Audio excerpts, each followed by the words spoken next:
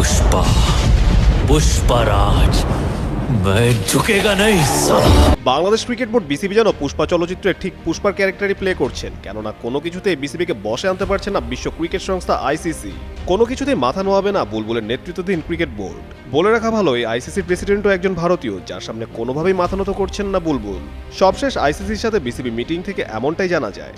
Bangladesh cricket board একটি বিজ্ঞপ্তিতে জানায়, সেখানে বিসিবির পক্ষে সভাপতি আমিনুল ইসলাম, সহসভাপতি সাখাওয়াত হোসেন এবং ফারুক আহমেদ, ক্রিকেট অপারেশনস কমিটির পরিচালক নাজমুল আবেদিন এবং প্রধান নির্বাহী কর্মকর্তা নিজামুদ্দিন চৌধুরী অংশ নিয়েছিলেন। গানের এক্সপার্ট জর্জ স্যাপ এবং মাইল্ড অন হ্যান্ডস টেকনোলজি সমৃদ্ধ অরিক্স ক্রিস্টাল ওয়াশ আপনার লন্ড্রি এক্সপার্ট।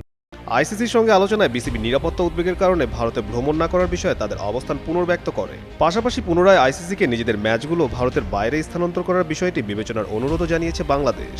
বিপরীতে আইসিসি বলেছে, টুর্নামেন্টের সূচি ইতিমধ্যে ঘোষণা করা হয়েছে এবং বিসিবি যেন তাদের অবস্থান পুনর্বিবেচনা করে। তবে অবস্থান অপরিবর্তিত রাখার কথা জানায় বিসিবি।